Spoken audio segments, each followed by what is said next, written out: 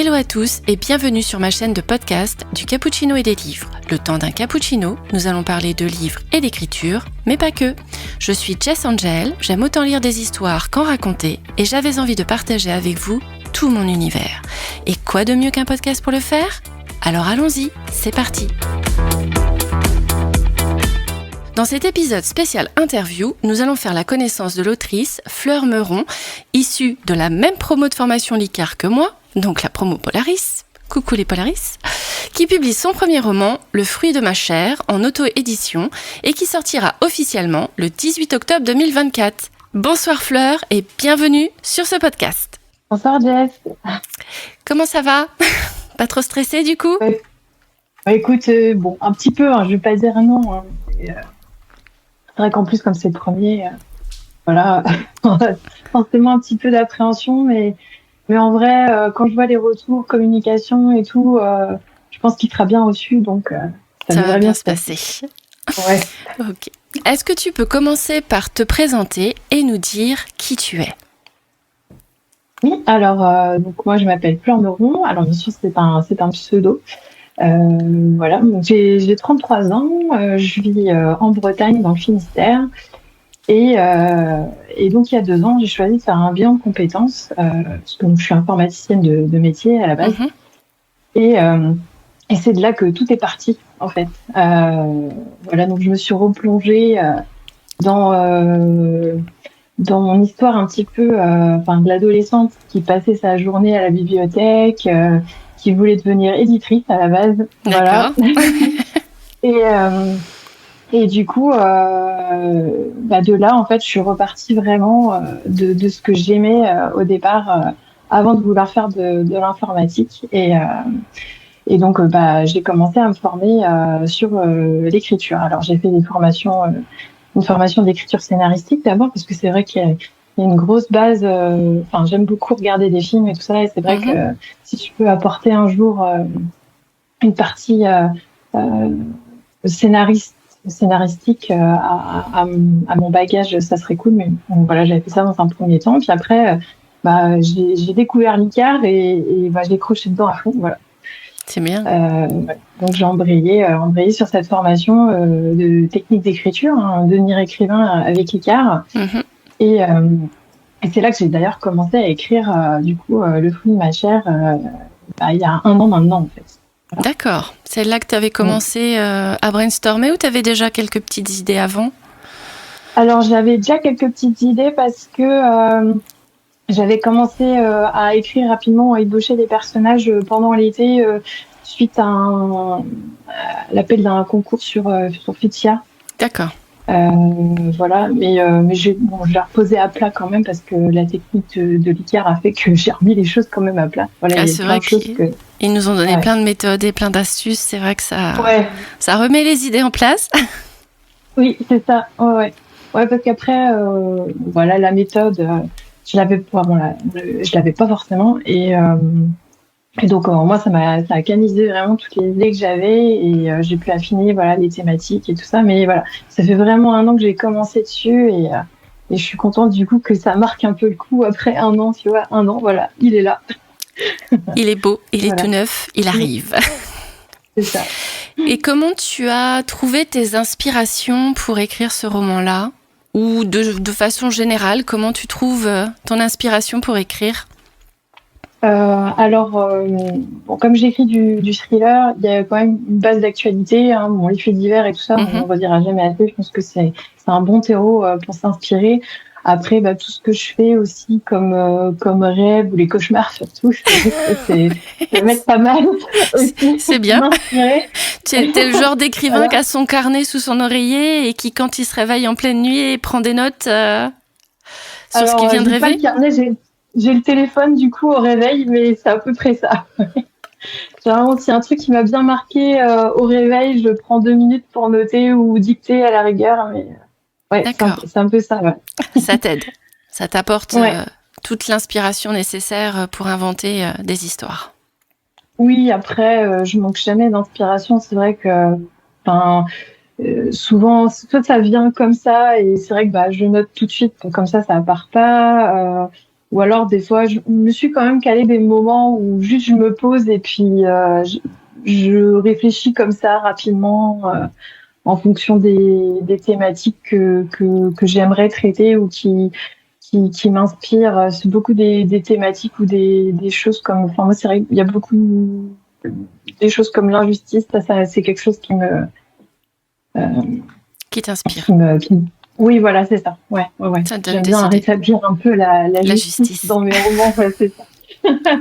T'as raison. Moi non plus, j'aime pas du tout l'injustice. Ça me met dans un état de stress et l'angoisse, c'est horrible. J'aime pas ça. Mais bon, il en faut pour avoir l'impression de vivre une autre vie, de le lire que dans les livres. Hein, parce que l'injustice réelle, je suis pas sûre que j'apprécierais. Mais bon, je vois ce que tu veux dire.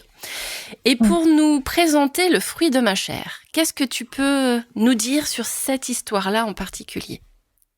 Alors bon, déjà, c'est un thriller psychologique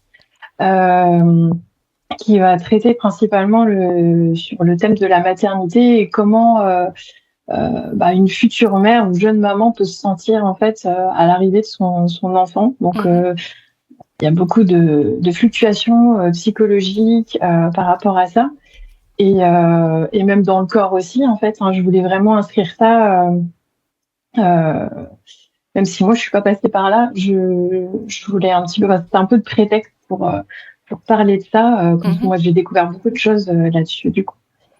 Donc ça traite de ça et de tous les petites thématiques adjacentes comme pour ou contre faire des enfants dans le monde d'aujourd'hui. D'accord. Et il y a aussi alors je vais pas tout dévoiler, mais il y a aussi du coup beaucoup l'aspect familial qui ressort en fait dans ce roman-là. Tout ce que ça fait, un bébé qui arrive, tout le chamboulement et toutes les questions qu'on peut se poser par rapport à la maternité, à la famille, à sa place, etc. Et la place qu'on va donner à cet enfant-là. Oui, c'est ça. Et puis aussi le regard des autres en fait là-dessus, les injonctions sociales, ce genre de choses. Aussi. Ouais. D'accord. Et comment ça se passe ton lancement ? Parce que ça sort samedi. Officiellement, vendredi 18, pardon. Ouais, oui. Comment t'as préparé tout ça ? Ça se passe bien. Ça fait 1 mois et demi que je suis dessus. 1 mois et demi que j'ai démarré le lancement, là. Donc, tranquillement sur les réseaux sociaux, voir un peu. Et c'est vrai que, du coup, oui, ça marche bien. Moi, j'ai vu vraiment au niveau des posts et même tout ce que je fais comme promo dessus. C'est ce qui est le plus vu, apprécié vraiment. Donc c'est super encourageant. T'as un retour sur ta communication. Ouais. Ça c'est super cool. Et puis du coup à côté de ça, j'ai demandé quelques services presse. Donc j'ai pris contact avec des chroniqueuses sur Insta et puis voilà, j'ai envoyé les petits colis. Voilà ça. Ça va bien se passer. Ouais. Oh oui, non, mais j'ai pas d'appréhension. C'est vrai que du coup la formation que j'ai faite avec l'ICAR, la formation spécifique auto-édité que j'ai faite après m'a beaucoup aidée là-dessus justement parce que moi j'étais pas partie pour l'auto-édition à la base, mais en fait j'ai compris que c'était la meilleure façon pour moi de me lancer le plus rapidement possible en fait finalement. Et j'apprécie le fait de devoir faire tout, en fait, finalement. Je trouve ça intéressant d'avoir plusieurs casquettes. Et puis, la com, en fait, c'est vrai que c'est un petit peu long, mais ça me prend de moins en moins de temps et j'aime bien, en fait. Parce que tu prends l'habitude et puis tu dois avoir les idées qui fusent. Oui. Plus tu crées du contenu, plus tu as des idées qui doivent te venir pour te dire « Ah, faut que je dise comme ça, faut que je fasse comme ça ». Oui, c'est ça. Ouais. Oui, puis je continue de me former à côté aussi sur les réseaux sociaux et tout, parce que c'est vrai que c'est un métier à part entière, donc il y a des codes, il y a des voilà. Donc je continue à me former à côté pour m'aider justement à améliorer tout ça. Mais oui, en sachant qu'au début je voulais pas du tout me montrer, j'étais là, puis aujourd'hui. Une copine qui me propose même pour les photos photographes là, c'est vraiment tombé à pic vraiment quoi. Donc, elle est super jolie la photo. Ça donne vraiment le côté noir du code thriller. Il y a la petite fumée aussi qui va bien avec, là. Oui. Je me suis dit, ah ouais, c'est vachement dans les codes, là. On est pile poil. Ouais. Ah non, je peux pas mieux tomber, vraiment. En plus, ouais, c'est son style en plus. Donc, je pense que si j'ai besoin, je pourrais refaire appel à lui. Il est vraiment génial en plus, quoi. Ouais. D'accord. Et ça fait quoi alors de se sentir entrepreneuse, mais en même temps écrivain pour de vrai, en fait? Bah, j'y crois pas encore. Je t'avoue, j'y crois pas encore. Parce qu'en plus, bah, j'ai démissionné récemment, en fait. Là, je vais faire mon pot de départ vendredi aussi, donc. Oh là, effectivement, tu lances tout là. Tu te jettes à l'eau. Ah ouais. Ouais. Là, bah ouais, je m'épanouissais plus dans mon job en fait de toute façon. Donc là, ça commençait à être compliqué de faire tout en même temps en fait aussi. Oui, faut chapeauter tout un tas de choses. Et effectivement, en plus, si tu auto-édites, ça veut dire que tu as beaucoup de travail derrière pour pouvoir arriver à ton produit, ton livre fini, ton objet terminé. Ouais, j'imagine que ça doit être un peu dur à gérer. Puis au moins, ça te laisse plus de place pour créer. En fait, tu peux t'organiser comme tu le sens, avoir tes petites séances d'écriture. Et du coup, raconte-nous comment t'en es arrivée là. Qu'est-ce qui t'a fait te décider une bonne fois pour toutes à devenir autrice, écrivaine, à raconter des histoires et à mettre ça en avant dans le devant de la scène de ta vie à toi? Comment c'est je suis venue à ça? Bah, pour la petite histoire, moi déjà, l'informatique au début c'était pas ça. Je me suis tellement identifiée à un personnage que bah, j'en suis arrivée là en fait. Je suis identifiée à une informaticienne pour faire de l'informatique. Donc tu vois déjà le fait de s'identifier à un personnage de fiction pour faire des trucs. Donc en fait, finalement c'est en retraçant, en tricotant tout ça que je me suis dit mais en fait finalement j'écrivais quand j'étais ado et j'adorais ça et en fait je voulais remettre le créatif au centre de ma vie. Donc c'est en ça que c'est revenu là et moi tout ce que je rêve encore de ça, c'est le jour où je peux participer à une adaptation audiovisuelle d'un roman que j'ai écrit, mais là ce serait vraiment la cerise sur le summum. Ah oui, en plus avec toute ta formation scénaristique, ça doit te donner des idées pour également mettre en scène ton livre d'une façon plus visuelle que écrite, on va dire ça comme ça. Et du coup, tu me parlais de ton adolescence où tu as commencé à écrire. T'avais quel âge pour ton premier récit écrit, ta première histoire inventée? Comment tu t'en es arrivée? J'avais 15-16 ans. En fait, c'est vraiment ma prof de français en première qui m'a vraiment poussée. En fait, j'ai fait des concours de nouvelles quand j'étais au lycée. D'accord. Bon, j'ai rien gagné, hein. Mais en tout cas, l'essentiel c'est de participer. Voilà, c'est ça, exactement. Et j'étais fière qu'elle me propose ça parce que je crois pas qu'elle l'ait proposé à quelqu'un d'autre. Et elle m'avait même donné une liste de livres à lire pour étayer ma culture. Et c'est là que j'ai lu mes premiers Amélie Nothomb, du Stephen King, etc. Que je suis sortie un petit peu des sentiers battus parce que j'étais à l'époque j'étais abonnée à tout ce qui était fantastique jeunesse. Voilà, j'étais pas du tout dans la vibe thriller ou roman un petit peu noir, etc. Du coup, ça a vraiment élargi mes horizons et c'est là que j'ai lu le Parfum de Patrick Süskind et je crois que c'est ça vraiment qui a ouvert la porte. C'est un très bon bouquin, ouais. Je le conseille. Ouais. Je crois que j'avais fait un petit bilan des livres que j'avais adorés depuis que je lis et je crois que je l'avais mis dedans parce qu'effectivement la description des odeurs et la description des choses sont tellement waouh. T'as une immersion totale dans ce livre-là, donc je veux bien croire que ça ait pu t'inspirer, parce que c'est vrai que c'est un petit peu horrifique aussi, enfin, polar noir, oui, effectivement. Oui, c'est ça, ouais. Et donc tes petites nouvelles, tu te souviens de la première histoire que t'as écrite? De ce que tu as... en fait, ce que je me souviens, c'est que... Alors, il y avait ça, mais il y avait aussi ce que j'écrivais, moi, à côté. Alors, j'avais dû faire un autre épilogue au Da Vinci Code parce que la fin ne plaisait pas. D'accord. Parce que je suis très grande fan de Dan Brown aussi, donc voilà. J'avais fait ça, mais c'est vrai que à l'époque, j'écrivais plutôt... Bon, j'ai l'impression d'être passée un peu par tous les genres, mais c'était plutôt un peu romance romantique, ce genre de choses, donc... voilà. Oui, la plupart du temps, ce que je faisais, c'est que je complétais les histoires que j'avais bien aimées parce qu'il y avait un goût de trop peu, en fait. D'accord. Généralement, c'est ce que Une je sorte faisais. de fanfiction. Oui, c'était ça. Oui, c'était à peu près ça. Après, il y avait eu des histoires de sorcières, des choses comme ça. J'avais essayé d'imaginer aussi, en gros, avec un groupe d'amis au lycée, si chacun de mes amis était un dieu de l'Olympe qui se serait et comment D'accord. ça se passerait au temps d'aujourd'hui, et et c'était très rigolo. J'imagine, ouais. Ouais, parce qu'en plus ils avaient vachement croché dedans, c'était marrant. Il s'était bien trouvé en tant que héros de l'Olympe. Oui, voilà, c'est ça. Ouais, c'est ça, c'est ça. Euh, donc ouais, voilà, c'est à peu près ce que je faisais à l'époque, D'accord. comme début d'écriture, ouais. Et donc, c'est toutes ces histoires que tu as lues adolescente, plus le coup de pouce de ta professeure qui t'a donné l'élan d'écrire et qui t'a fait comprendre que tu avais besoin ou que tu aimais tellement ça que fallait que ça fasse partie de ta vie.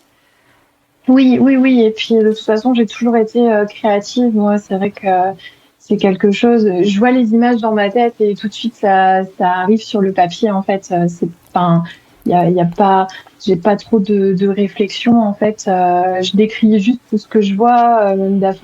Parfois, les dialogues, ils arrivent comme ça, tels que je les entends aussi. Donc D'accord. c'est assez troublant parce que c'est vrai que l'impression d'entendre aussi les personnages parler en direct. Donc moi, je suis juste là C'est à le vivant. retranscrire. Ouais, ouais, c'est ça. Ouais, ouais, c'est vraiment ça. Et puis c'est vrai que ouais, c'est assez intuitif et je le ressens aussi physiquement, quoi. C'est vrai que c'est pour ça que des fois il y a des passages qui me sont un peu pénibles à écrire parce que je peux me sentir mal comme mon personnage des fois. Donc c'est un petit peu, D'accord. Un peu plus voilà. difficile à mettre en scène. Oui, oui, c'est Il ça, c'est faut ça. effectivement abandonner quelque chose de soi pour pouvoir arriver à donner le sens qu'on voulait donner à cette scène-là, sa Oui, tout profondeur. à fait. Mm. Et au niveau de tes habitudes d'autrice, maintenant que tu as un petit peu plus le temps pour écrire, comment tu t'organises dans ta journée ou si tu as des petits rituels pour te mettre dans l'ambiance, pour te lancer?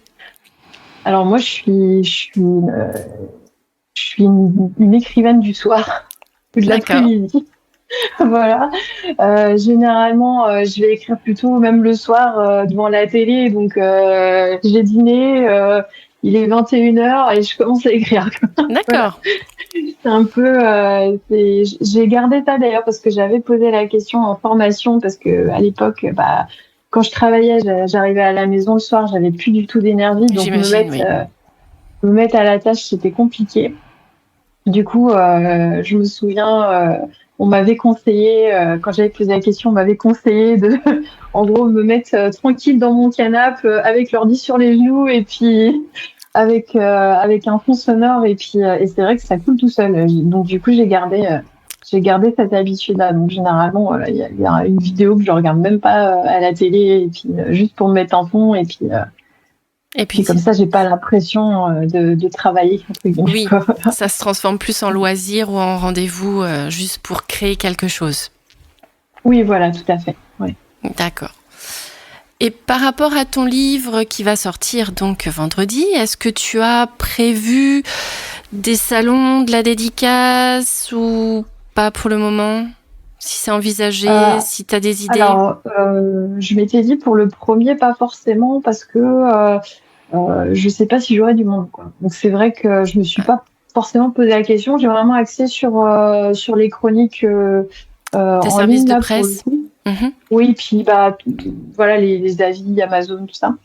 Euh, après, bah du coup, ça a été un peu ma surprise quand j'ai discuté avec le photographe parce qu'il me disait, lui, dans l'asso où il intervient, il a déjà fait venir des auteurs, Mhm. autrices, voilà, sur d'autres thématiques. Donc, voilà, il m'a dit, en gros, voilà, si je voulais, je demande et puis voilà quoi. Mais D'accord. en vrai, je suis pas forcément prête là, j'ai pas les stocks, j'ai pas tout Oui, enfin, prévu ça forcément s'organise, hein, c'est clair et tout le net. truc. Donc c'est vrai que comme dans ma tête, c'était pas le moment, mais il y aurait des possibilités, je pense. Donc après, pour l'instant, j'ai quand même envie de voir un petit peu comment ça se passe. Comme c'est le premier, je tâtonne Le encore un lancement. peu, forcément. Mhm.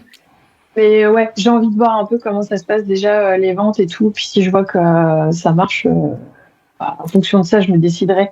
D'accord. Ce sera peut-être plus facile aussi pour les personnes qui m'accueilleront, entre guillemets, d'accepter si j'ai un certain nombre de ventes. Tu vois. Oui, aussi. Ça peut appuyer ta Oui, candidature voilà. pour un salon. Je comprends tout Oui, à fait. voilà, c'est ça. Mais bon, après, faut pas se fermer des portes, je pense. Une fois qu'on est Oh prêt, non, non. je pense que ça doit être une expérience vraiment très particulière. Oui, de voir les lecteurs en vrai. Ouais. Ouais. Bah, moi, je sais que je suis allée au salon L'Étrange Grande. J'avais commencé à lire Plein Ciel de Sieg Weilban. Et ça a été autant un moment d'émotion pour moi que pour l'autrice, je pense, parce qu'en fait, je me suis mise à pleurer. J'étais tellement émotionnée. En tant que lectrice, je trouvais son roman tellement fabuleux qu'en fait, les larmes sont tombées toutes seules. J'avais l'air fin, mais c'est pas grave. Et puis, du coup, je pense, d'une certaine façon, ça l'a probablement touchée. C'est vrai que c'est ce lien que tu peux créer avec un lecteur qui t'a déjà lu ou qui va découvrir ton histoire et qui va s'immerger dans ce que tu as voulu raconter, dans l'ambiance que tu as voulu mettre en place. Et je pense que ça fait partie d'un rêve qu'on peut avoir en tant qu'auteur, de pouvoir vivre, tu vois, ce genre d'émotion. Moi, là, j'étais la lectrice, mais je me dis que si je pouvais avoir autant d'impact avec mon histoire sur quelqu'un d'autre qui me lirait, ça me ferait peut-être quelque chose, je suppose. Oui, moi je pense que je suis pas la dernière à pleurer non plus. Donc à mon avis, si le lecteur ou la lectrice pleure, je pleure aussi. Ça va être fun. Ouais, voilà. Mais après, enfin c'est ok. En vrai, il y a pas de souci. L'émotion, elle est là. Voilà. Oui. Ouais. Alors je sais que là, tu es en plein dans la préparation du lancement de ton livre, tu as tout finalisé, mais est-ce que tu envisages déjà la suite? Ou est-ce que tu as des idées pour de nouveaux projets ou vers quoi tu as envie de te diriger? Il est déjà parti là. Enfin, je suis déjà sur le premier jet du suivant. D'accord. Donc, ouais. Donc, bon, là, déjà, ce sera plus une série de tomes compagnons. Donc, on change de format, entre guillemets. D'accord. Et je pars plus sur du polar parce qu'il y aura de l'enquête. D'accord. Mais un roman plutôt noir ou plutôt cosy mystery? Noir. Non, on va rester dans le sombre. D'accord. Du sanglant, tout ça. Voilà. Du dark. Pas de l'horreur non plus, hein, mais non. Donc après, le point commun, c'est qu'on va rester sur une ligne directrice féminine. Donc j'ai donc une héroïne et donc mon enquêteur, voilà, qu'on retrouvera au fil des tomes. Du coup, dans d'autres enquêtes ensuite, mais donc là, c'est elle qui va être en lumière cette fois-ci, puisque c'est le premier, donc on présente un peu les personnages forcément. Tout à fait. Et donc la thématique principale de cette série, c'est les tueuses en série. Voilà. D'accord, ça promet du lourd. Voilà, tout à fait. Bah écoute, je serai à l'écoute. Je vais continuer de te suivre pour pouvoir avoir la suite. Parce que moi, ça me plaît bien. Je sais que j'avais lu par exemple les Caleb Carr, la série L'Aliéniste. Je sais pas si tu connais. J'avais beaucoup aimé. Après, y a eu les Hannibal Lecter, parce que je les ai lus aussi. Oui, voilà. Dragon Rouge. C'est un petit peu dans... Ouais, ça j'adore. C'est un peu... J'ai envie de remettre un petit peu cette dynamique-là, mais du coup, en inversant les genres, en fait. Donc là, du coup, c'est un peu cette dynamique-là que j'ai envie d'instaurer, en fait. D'accord. Bon, ça promet. Ils vont devoir travailler ensemble, mais... Voilà. Ça va pas être si simple. Je peux dire, mais ouais, c'est ça. Non, ça va être sympa. Et si tu avais un ou plusieurs conseils de lecture ou d'écriture, ou les deux, est-ce que tu aurais des envies à partager avec nous? Oui, alors en conseil de lecture, parce que je suis vraiment tombée amoureuse, je pense, je sais pas, de cet auteur que je suis en train de finir là le deuxième roman de lui là, donc c'est Cédric Cyr. D'accord. Donc voilà, moi j'ai lu La saignée de Cédric Cyr et je suis tombée, je pense vraiment accro de sa façon d'écrire et de ses histoires les premières pages, parce que la scène d'ouverture, elle est vraiment, voilà, Ok. elle envoie du lourd. Ouais, c'est vraiment un auteur que j'ai adoré tout de suite. Les chapitres courts, le rythme vraiment, et puis Le page le turner. côté vraiment, ouais, puis effrayant quoi. Enfin, des Effrayant. histoires vraiment qui sont, enfin, sombres quoi. D'accord. Ça frôle le fantastique par moments aussi. On doute beaucoup avec le personnage principal. On sait pas trop. Tu vois, il y a beaucoup de doutes et en même temps on a de l'empathie. Moi, enfin, j'aime bien cette relation-là. En fait, on ne sait pas. En fait, il y a une zone un peu de flou.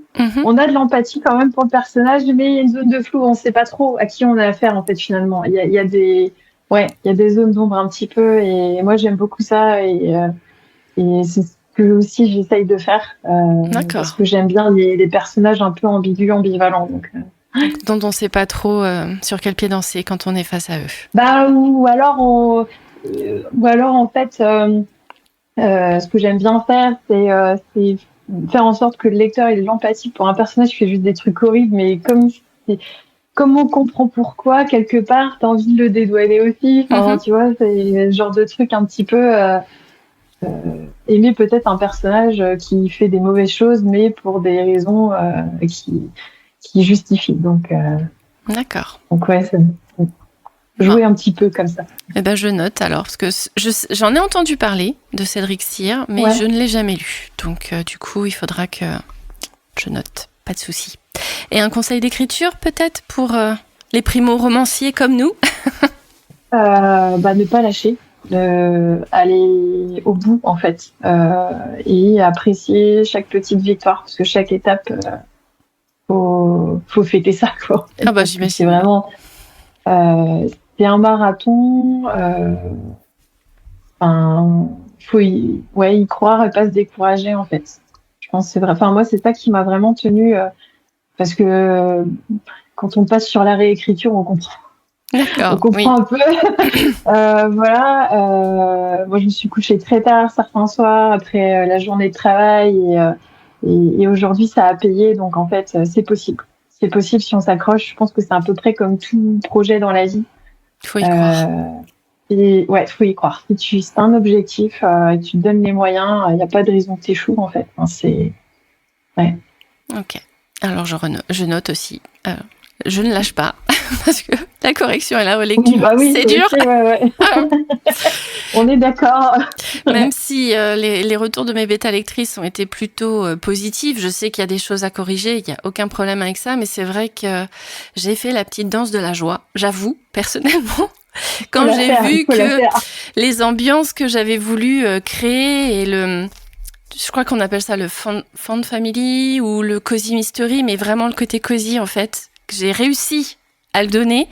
Alors là, tu te dis, bon, j'ai déjà réussi ça, c'est pas mal, on va changer le reste. Et déjà ça, on est dans la bonne ambiance.